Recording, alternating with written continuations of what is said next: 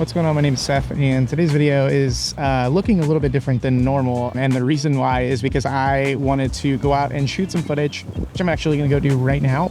I wanted to shoot some footage to show you guys this plugin. It is the best plugin for DaVinci Resolve I've ever seen. If you want your stuff to look like film, which is what basically everybody wants to make their footage look like, this program is for you. So I'm gonna go out there and shoot some footage real fast. We're gonna come back and I'm gonna take some footage that I've shot with other videos before, and we're gonna throw it into DaVinci Resolve and check out Dehancer Pro. A few moments later.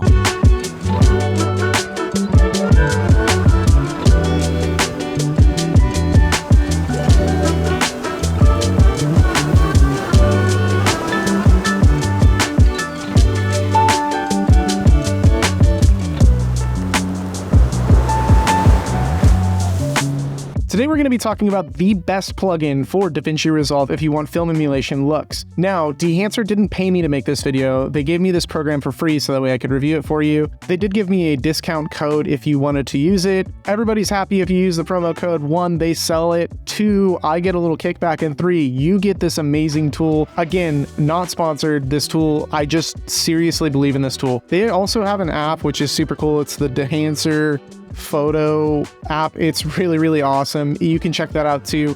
It throws all the film stocks over your iPhone photos as well, so you can make your iPhone photos look like they come from something like this, which is a Canon AE1. And you can also make it look like it was shot on Portra 400, which is Kodak's, I mean, everybody knows what Portra 400 is. It's Kodak's premier portraiture film. So you can do that with your iPhone photos too. We're going to go ahead and jump right into this a little bit, and you can see the... Hello, this is Seth. What's going on, Dehancer? I'm actually editing the video right now. Oh, you wanted to call me to let me know that the discount code is Your Mom Loves 2383? I'll let them know. First and foremost, I'm going to show you guys my color management page so that way you guys can follow along. I'm on Color Science, DaVinci YRGB. My color space for my timeline is DaVinci Wide Gamut and DaVinci Intermediate, and my output color space is Rec709 Gamut 2.4. My 3D LUT interpolation is tetrahedral.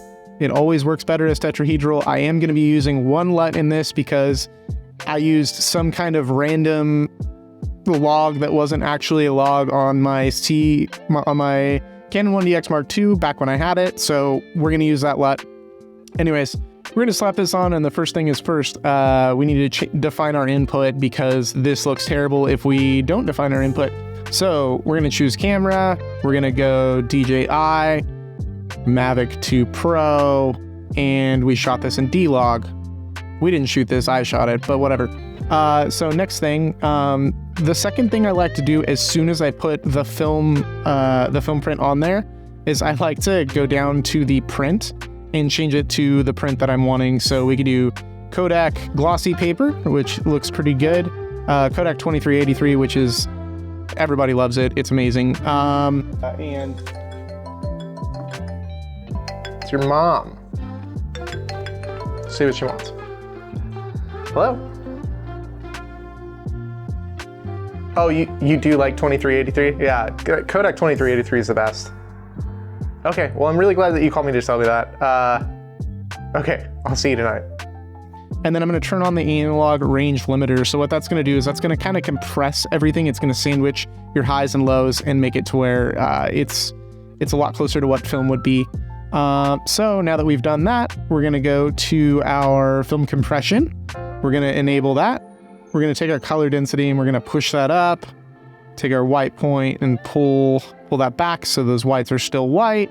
One thing that I really like about Dehancer is the film grain, but we're going to go ahead and disable that real fast so that way we can see it. So now that we have our proper input and our proper film, say I wanted to make this look like it was shot on Portra 400. Say I want to make it look like it was shot on Portra 400, 2 stops pulled, 2 stops pushed. It looks really cool. I'm going to go with Portra 800 and I'm going to do the 2 stops, which is plus 2 stops. So basically what that means is, for example, this is Portra 400 right here. If I was to take this Portra 400 and instead on the exposure compensation wheel on this camera, if I was to change that instead of 400 and I went 2 stops further, So instead of using 400, I would use not 800, but I would use 1600.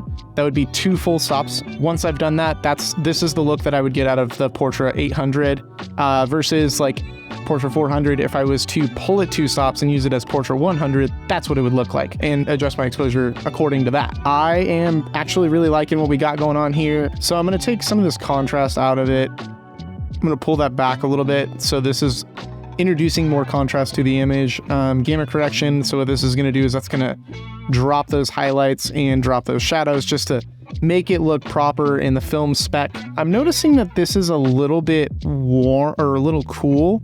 I kind of want to warm it up a little bit, so I'm just going to go in here and boom, there we go. Now it's nice and warm. Take this black point and push it back a little bit so that way those shadows are still in exposure. Awesome. This looks really, really cool. So next thing that we're going to do after we have the colors that we're liking and the compression that we're liking and the film that we like, this is all looking great already. We're gonna go down to the halation tab. Halation is an absolute killer in this program. I love the way that it looks. It looks a lot closer to what it would be like in an actual film shot. So if you can see on the houses, there is that quite a bit of halation. There is on the trees too. I think that this is already looking pretty good. Next thing that we're gonna do is the bloom. So, I mean, it's already looking pretty darn dreamy right there. And push that a little bit, take these details and kind of push those a little bit so you can see what it's doing. Awesome. Really making it bloom, really looking filmic. Now the last thing to do to really sell the film is to add on the grain, and this is another really, really cool thing that Dehancer does, and their film grain is out of this world. It's amazing. Their film grain looks so much better than DaVinci's, a lot less work. The DaVinci one looks great if you put a lot of work into it. I don't necessarily always want to put in that much work. Now we can go here and we can change each and every one of these. So let's look at this film grain. As you can tell, there's like specks of like a silver and specks of like color, and it's literally silver from the emulsion process in film, and that's why you get these grains. It's not necessarily that like the film has a lot of like characteristics that aren't perfect. So hence the name Dehancer, right? You're dehancing your footage. You're taking away the digital sharpness. You're taking away the digital perfection, and you're dehancing it. You're not enhancing, you're dehancing and putting on these imperfections from film. So if you see the silver and you see the specks of different colors, like if you look close enough, you could probably see like there's some purple in here and stuff. I can push that chroma a little bit and you can see there's like specks of purple, specks of green, specks of blue, and all those different specs are in there. But we're not quite wanting it to look that hardcore, so we are going to turn it down just a little bit. The grain could be a little too much and a little distracting, so we're gonna do 25, 50, and 25.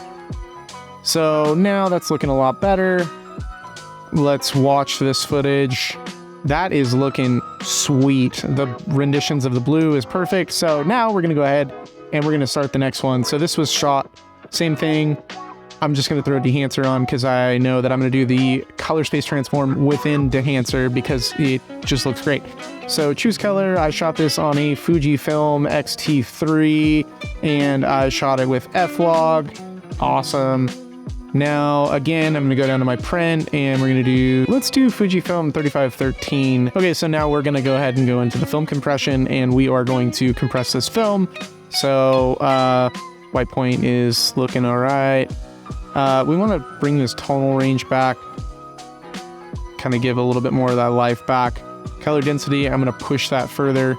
Okay, color boost right here. This image is looking a little flat, so we're gonna pull that color boost in there. That's now making those reds come to life, that vintage yellow, making the blues look pop. Cool. Now let's go through and let's do Cinestill 50.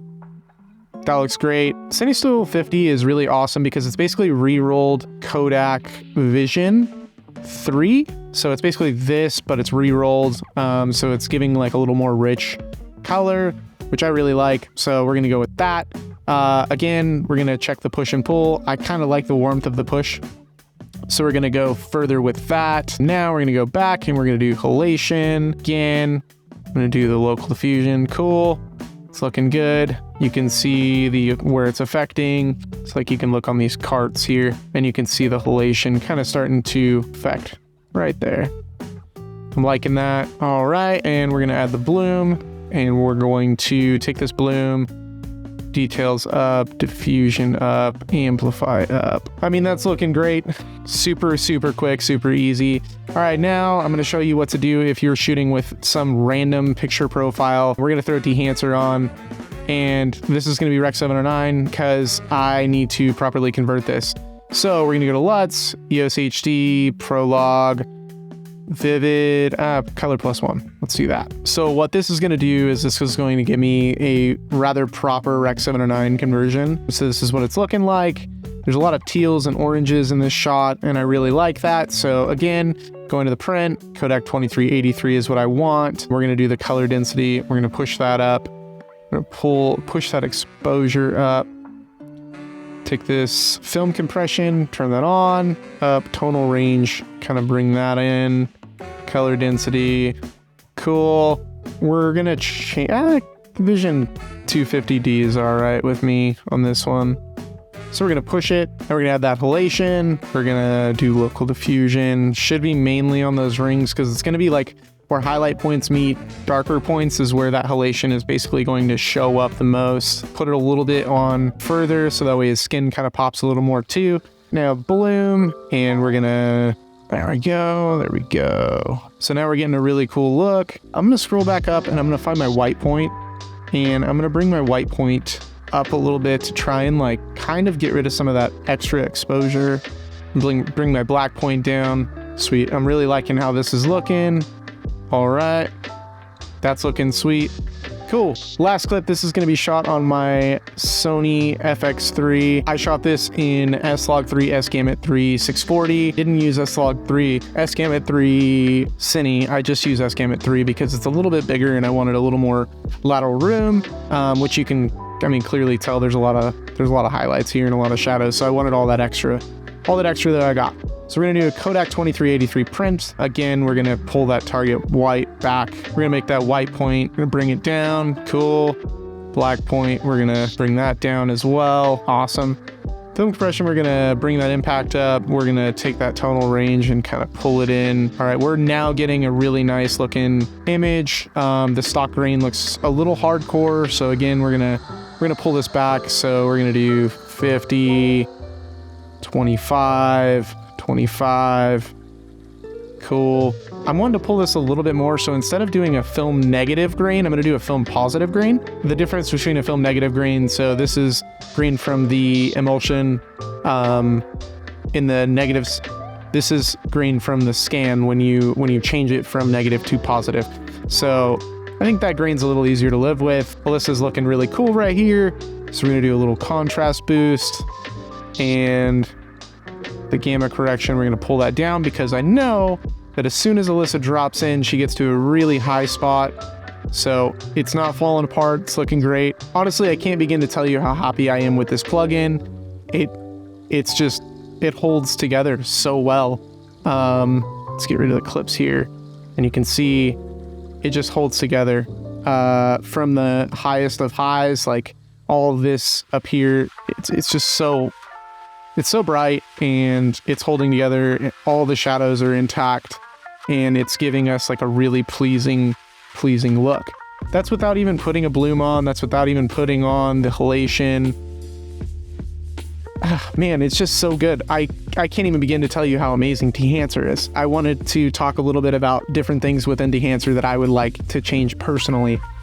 So the only nitpick thing that I have about this program is that if I wanted to scroll through the films, there's no way that I can preview them before. I have to click, so I have to go through, click, go through, click, click. I wish there was a way that I could preview each one, like go through fast and preview each one, or like have like a thumbnail that would say like what the next one is. But I mean, that's really nitpicky. That's the only thing that I can think of to make this program any better. Other than that, I'm literally grading an entire thing on one node. And it's super easy for me to get similar color across all the boards. All I have to do is make a serial before and white balance the node and a serial after that. and make sure that exposure is exactly the same between the two clips. When I put Dehancer, then I can literally copy this and throw it on the next clip. Super easy. It all works so well. Thank you so much for watching so far. If you could leave a like or a comment or a subscribe, that would be super awesome. It helps me be able to make more of these videos.